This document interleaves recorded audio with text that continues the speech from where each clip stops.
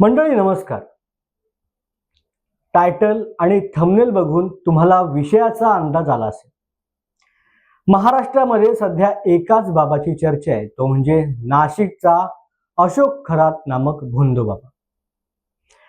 महाराष्ट्रामधील अनेक राजकीय नेते आणि सामान्य नागरिक यांचे त्याच्यासोबत काही संबंध असल्याच्या देखील चर्चा चालू आहे. त्या विषयामध्ये आपल्याला पडायचं नाही. त्याने महिलांचं शोषण केलं ह्याबद्दल देखील अनेक दिवस अनेक माध्यमांमधून बोललं जातं. आपल्या महाराष्ट्रामध्ये स्वच्छतेचा संदेश देणारे गाडगे बाबा होऊन गेले. मात्र गाडगे बाबांचा नाद फार कोणी केला नाही. जर गाडगे बाबांच्या प्रभावामध्ये जर अनेक लोक आले असते तर आज आपल्याला महाराष्ट्र आणि देश स्वच्छ दिसला असता. कुष्ठरोगांची सेवा करणारे बाबा आमटे होऊन गेले. त्यांचा देखील आदर्श फार कोणी घेतला असं पाहायला मिळत नाही. एवढंच काय, आपल्या स्वतःच्या वडिलांचा, आपल्या बाबांचा देखील फार कोणी आदर्श घेत नाही. मात्र अशा भोंदू बाबांचा आदर्श घेतात, भोंदू बाबांच्या मार्गी लागतात, त्यांच्या आहारी जातात आणि मग स्वतः पश्चात्ताप करतात. आणि असाच पश्चात्ताप करण्याची वेळ आता अनेकांवर येते.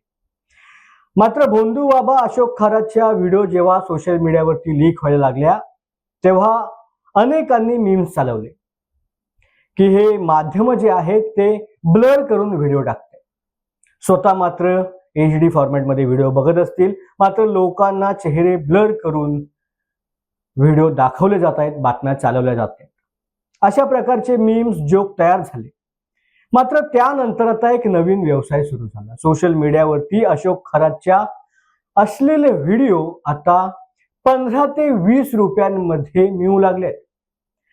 आणि हीच जर लालच तुम्हाला झाली, 15 ते 20 रुपयांमध्ये व्हिडिओ बघण्याची लालच जर तुम्हाला झाली तर तुमचं आयुष्य हे अंधारमय होईल हे सांगणारं हे व्हिडिओ आहे. त्यामुळे व्हिडिओ शेवटपर्यंत नक्की पहा की कायदा काय आहे, सायबर ऍक्ट काय आहे आणि तुम्ही अडचणीत कसे येऊ शकता हे जाणून घेण्यासाठी आणि ह्या 15 ते 20 रुपयांच्या लालसेपासून दूर राहण्यासाठी ही व्हिडिओ नक्की पहा.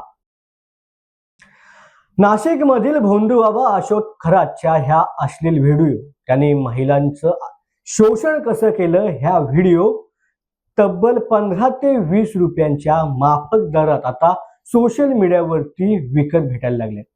Facebook, WhatsApp, Twitter, Telegram, Instagram अशा विविध सोशल मीडिया प्लॅटफॉर्मवरती, गुगलवरती त्याच्या लिंक्स फक्त 15 ते 20 रुपयांमध्ये लोकांना मिळायला सुरुवात झाली. आणि ही धक्कादायक बाब स्वतः पोलीस प्रशासनाने सर्वांसमोर आणली.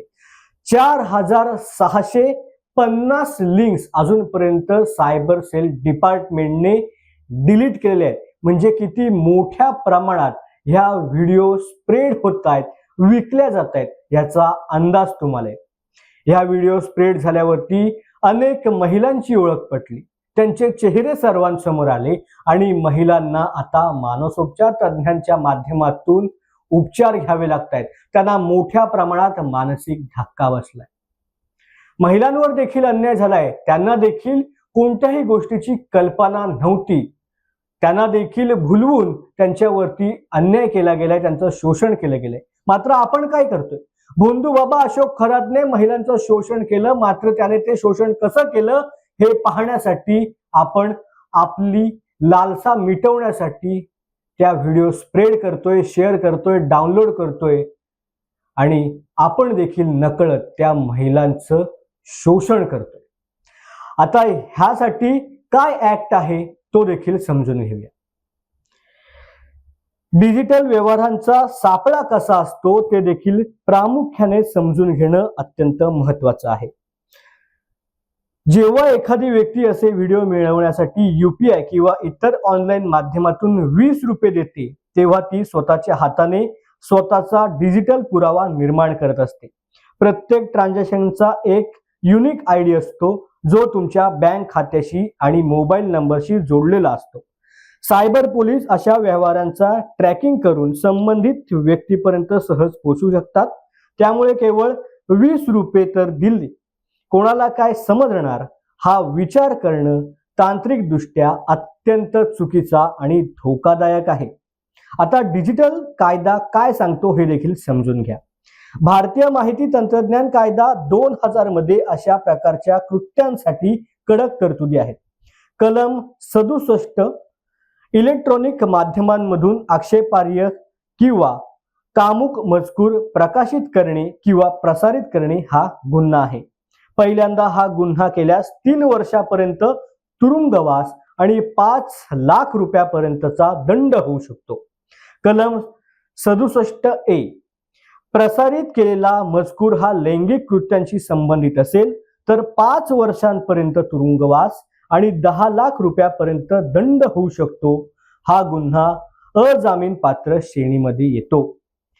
कलम 66E कोणाच्याही संमतीशिवाय त्यांचे खाजगी क्षण कॅमेऱ्यामध्ये कैद करणे किंवा ते प्रसारित करणे हा गोपनीयतेचा भंग मानला जातो, ज्यासाठी 3 वर्षापर्यंत शिक्षेची तरतूद आहे.